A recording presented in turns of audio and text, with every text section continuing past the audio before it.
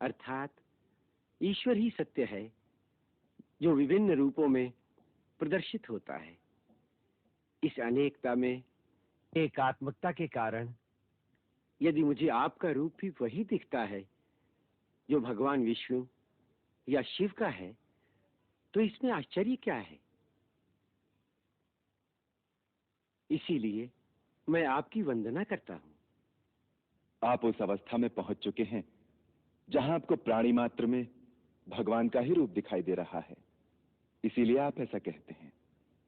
पर इस समय मैं अपने कर्तव्य का मार्गदर्शन और आपका आशीर्वाद पाने की आकांक्षा से आपके श्री चरणों में आया हूं। ठीक है, आप इस समय मानवीय लीला करना चाहते हैं तो ऐसा ही सही।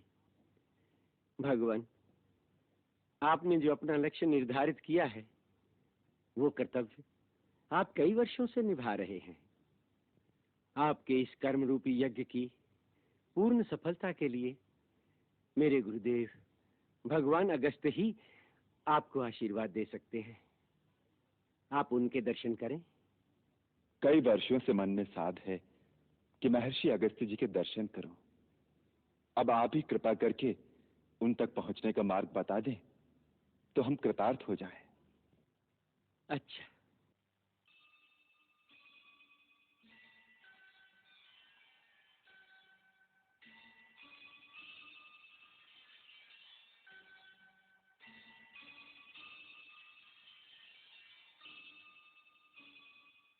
अवश्य।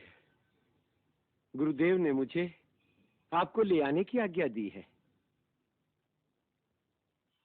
चलिए, आपकी कृपा से मुझे भी गुरु चरणों के दर्शन फिर से प्राप्त हो जाएंगे। चलें?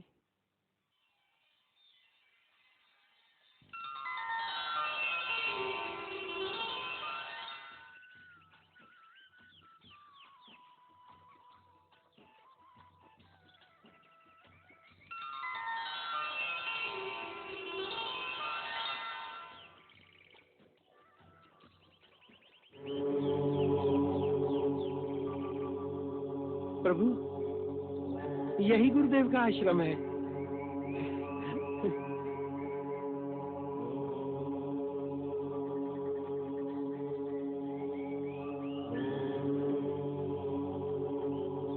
भैया, वो देखिए, ये कैसा प्रकाश है?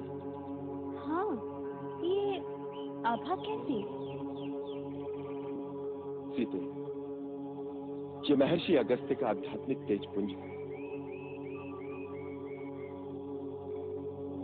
हर प्राणी की आध्यात्मिक उन्नति और शक्ति के अनुसार ही उसके शरीर के चारों ओर एक तेजपुंज, एक प्रकाश का क्षेत्र रहता है।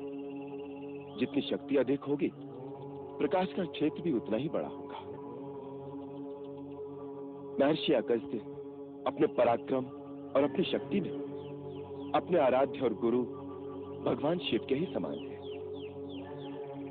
एक बार देवताओं के कार्य में सहायता के लिए महर्षि अगस्त्य ने पृथ्वी के सातों समुद्र अपनी अंजुलि में भरकर पी लिए थे। भगवान अगस्त्य सारे दानव समुद्र में छिपे हुए हैं, जहां से वो जब चाहे निकलकर देवलोक पर आक्रमण करते रहेंगे। जब तक उनका संहार नहीं किया जाएगा, देवलोक सुरक्षित नहीं रह सकता। यदि आप थोड़ी देर के लिए समुद्र का पानी हटा सकें तो हम उन दानवों का अवश्य ही नाश कर देंगे। आप ही ऐसा करने में समर्थ हैं। हम आपकी शरण में आए हैं, हमारी सहायता कीजिए प्रभु। तथास्तु।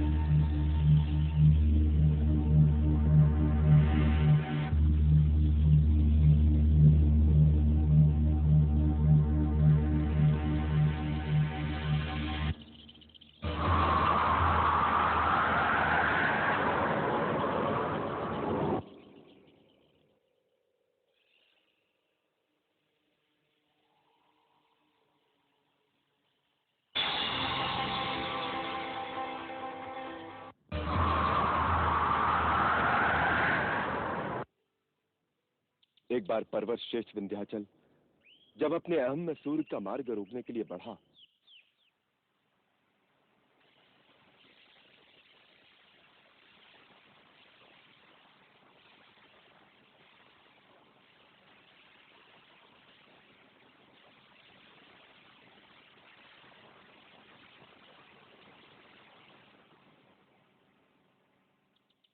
तो महर्षि अगस्त्य ने अपने चरणों से उसे दबाकर उसकी उद्दंडता को वहीं रोक दिया था।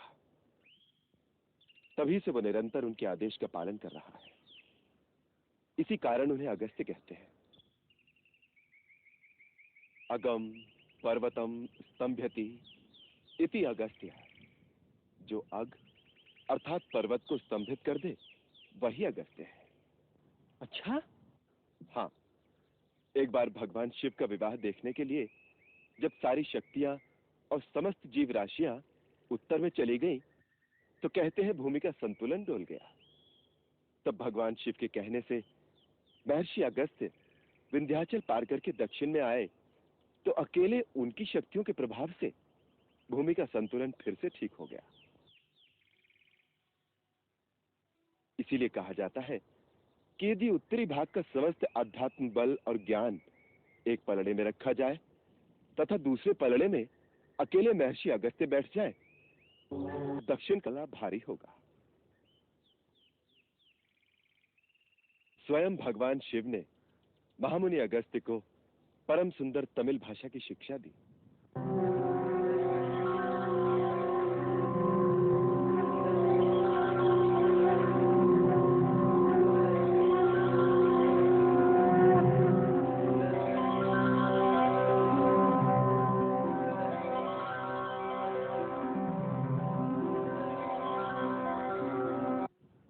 महामुनि अगस्त्य ने अपनी मेधा शक्ति के प्रयोग से तमिल को व्याकरणबद्ध करके संसार की श्रेष्ठ भाषा बना दिया। इस संसार को उनकी उत्तम देन तमिल भाषा है, जिसमें उन्होंने समस्त ज्ञान समो दिया। इसी प्रकार ये भगवान अगस्त्य ही ब्रह्मलोक से कावेरी नदी को कमंडलू में भरकर ले आए थे, जो आज समस्त प्राणियों के उद्धार के लिए गंगा समान ही बह रही है। हे प्रभु, भगवान शिव ने मुझे इस देश में भेजा है। वहां हमें गंगा और यमुना जैसी महान और पवित्र नदी की आवश्यकता है। आप सदा अपने भक्तों पर अनुग्रह करते हैं, इसीलिए हमारी प्रार्थना स्वीकार करें।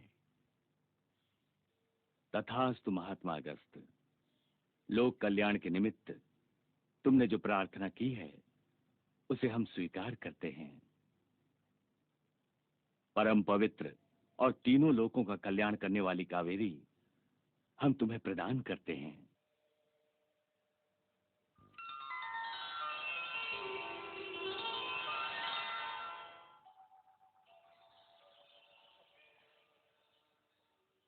प्रणाम पितामह, क्या आज्ञा है?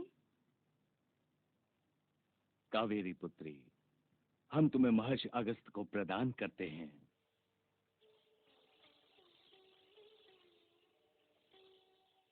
अपने उत्तम जल से दक्षिण को पवित्र और समृद्ध बनाओ। जहां जहां होकर तुम्हारी निर्मल जलधारा बहेगी, वो प्रदेश तीनों काल में सदा हरा भरा और समृद्ध बना रहेगा। ये हमारा माते, आप मेरे कमंडल में विराजमान हो जाइए, जिससे मैं आपको धरती पे ले जा सकूं।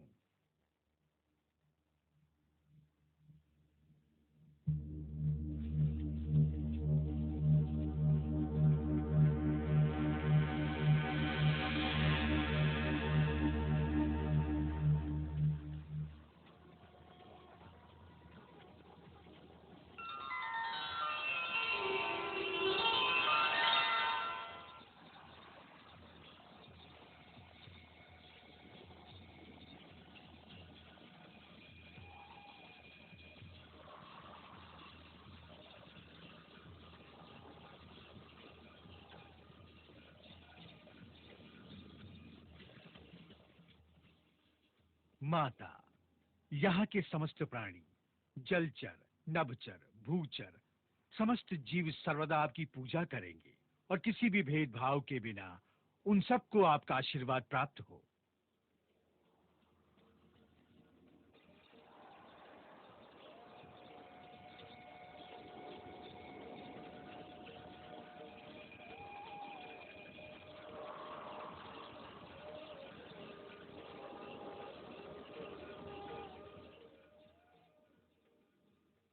हमारे गुरुदेव के आश्रम में कोई झूठ बोलने वाला, क्रूर, शठ अथवा पापाचारी मनुष्य जीवित ही नहीं रह सकता।